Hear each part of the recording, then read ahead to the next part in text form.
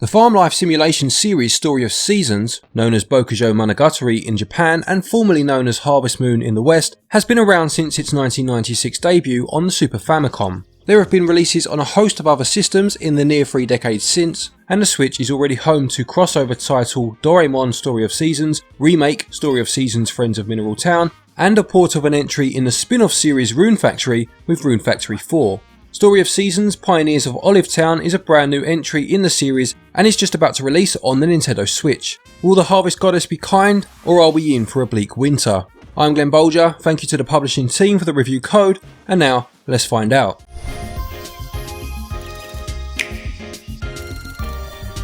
So story-wise, Pioneers of Olive Town follows a similar path to many farm life games before it. You inherit your granddad's old farm, a place you have happy memories of as a kid, and decide to go about restoring it to its former glory. Seeing as your granddad was considered a pioneer in the town who did a lot to build it up and help it grow, the mayor seemingly hopes you are going to follow in his footsteps in that respect and asks for your help in boosting the town in terms of its tourism trade. Even with this onus placed on you, you can still play the game completely at your own pace, ignoring such responsibility if you wish, but fulfilling certain requests from the mayor and other citizens will see the town grow and more options become available to you.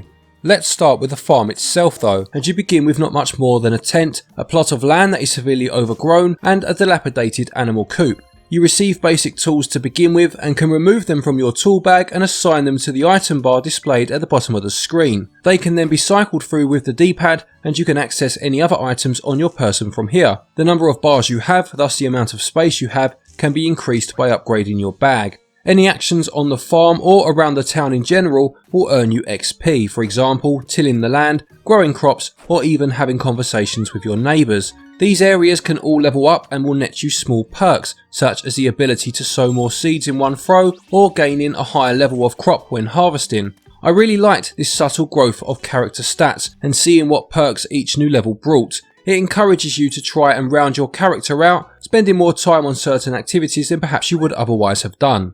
Olive Town has a number of shops and residents for you to meet and become friendly with. Building a friendship to a high enough level opens up the potential for romantic attachment, possibly ending in marriage, and the game supports same gender relationships as was the case with the Friends of Mineral Town remake.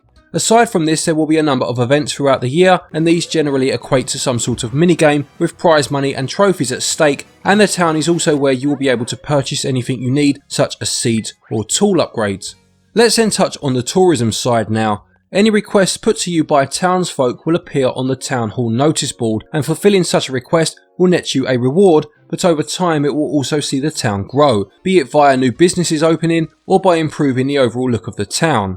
Then there is the museum, and from here you are given a camera and asked to take pictures of the local wildlife or bring them any odd items you find for appraisal and donation.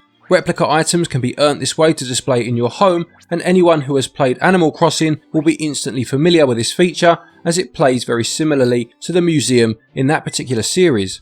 Back to the farm then, and once you have planted some seeds and harvested them, you can choose to sell them by depositing them in the crop box, earning you money to then invest in further seeds. As the game progresses, you will be able to expand your house and keep some of your produce in the fridge, cooking meals to replenish energy, or using them to enter into particular competitions. Other activities such as fishing and mining are available, and again these can all be leveled up individually.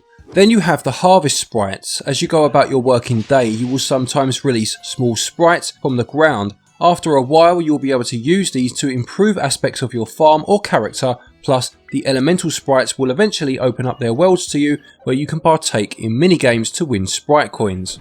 When it comes to rebuilding your farm, you are much more self-sufficient than in some previous entries in the series. Yes, for things such as extensions to your house or particular items of furniture, you may need to employ the services of the lumberjack or visit the store, but you can also do a lot of it yourself via the maker system.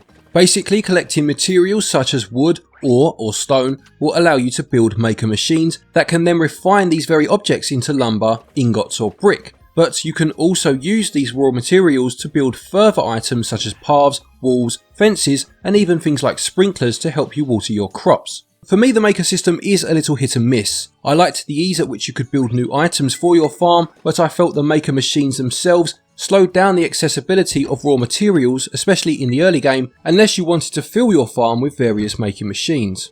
Once obtained though, these refined materials will enable you to repair things such as bridges or fix up the animal coops, and here, in order to unlock livestock that you can then subsequently buy, you first need to find and tame a wild animal. This will see them added to the animal shop's inventory for future purchase. Finally, you can upload your town, allowing other players' characters to visit as a tourist, with your character also being able to visit theirs. Now, I couldn't test this feature pre-launch, but I believe it's just your character going and you cannot directly visit other people's towns yourself. You can, however, send postcards using the photos you take in your town, and these can then serve as loading screens for other players. Gameplay offers a lot to do, whether it's just basic crops you want to grow or the town itself, and it scores 17 out of 20. Controls are simple, with everything accessible via the item bars at the bottom, although placing items can be a little bit cumbersome at times, and they score 16 out of 20. We'll move on to the visuals and audio now, and just to be clear, this review is based on version 1.0.3, the version that will be available on day 1 of release. Graphically, Story of Seasons, Pioneers of Olive Town continues with the 3D character models used in the recent Friends of Mineral Town remake, albeit not quite as chibi looking this time, and it also mixes things up a bit by having some backgrounds that look as if they've been hand drawn in particular cutscenes. There are some nice touches, such as flocks of birds congregating near your crops, flying away as you get close, and I love the effect created by the more adverse weather throughout the seasons. I felt this was a really nice touch. On the whole though, visuals, or at least performance, is unfortunately a section where the game falls down. First off, it appears as if the frame rate is uncapped, and in the farm and town areas it runs from anywhere between 30 to 35 frames per second, but does fluctuate quite wildly, causing the animation to look incredibly choppy, with some noticeable stutters at times. In some areas, such as in your house or in the mines, it's much smoother, running at a more consistent 40 frames per second, but obviously you spend the vast majority of the game outside, and at events where a lot of people are gathered, the game can really begin to chug. In handheld mode, things are equally as choppy at times, plus there were some occasional but quite jarring instances of popping on the farm. Away from performance and more of a personal gripe, I also don't really understand why they chose to omit character portraits from this new game when talking to someone in the town. It may sound like a small detail, but for me it was always these pictures that brought conversations with NPCs to life. To be fair, for every cutscene conversation the game shifts to a close-up view of the 3D models, and these look okay, but most of the time you'll be trying to build a relationship, including potentially romantic ones, don't forget, with characters about an inch high with no real way of showing their personality. It's a shame to have to score visuals so low, but the frame drops and constant stutters were so bad at times they actually began to hurt my eyes, and unfortunately they score 11 out of 20. Audio shows the visuals how it's done, with whimsical and relaxing themes playing throughout the seasons, and it scores 17 out of 20. Story of Seasons, Pioneers of Olive Town costs £44.99, and regional equivalents are on your screen now. Now, in terms of the amount of hours that you could potentially put into games like these, the sky really is the limit. Yes, there is a story to follow and make progress in, but I played 40 hours of this game for review and still barely scratched the surface of some of the aspects, so value can be as good as you want it to be. Performance and a lack of polish, however, do affect the value score, especially considering that there are much cheaper options with gameplay that is just as engaging, Stardew Valley being the obvious one, and with this in mind, value gets 15 out of 20. To conclude, Story of Seasons, Pioneers of Olive Town takes the classic formula that the series is known for and adds some elements that some of its more modern competitors have introduced, providing gameplay that will keep some people going for hundreds of hours. Because of this, it's a shame that the game isn't going to score as highly as it should have done based on its addictive premise, but the technical issues I've mentioned do pull it down.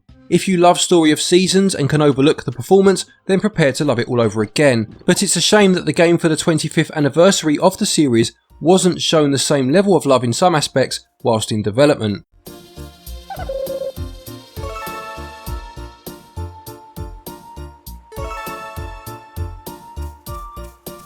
Story of Seasons, Pioneers of Olive Town gets a SwitchUp score of 76%. Thank you everybody for watching. I hope you enjoyed that review. Please do remember to leave a like if you did. Will you be picking this one up still? I'm sure many of you will, and if you do, you'll find a very fun game, just one that is technically a little flawed. A quick thank you to our Patreons, as always, for your continued support, and to each and every one of you for watching our videos. Take care, stay safe, and until next time, happy gaming.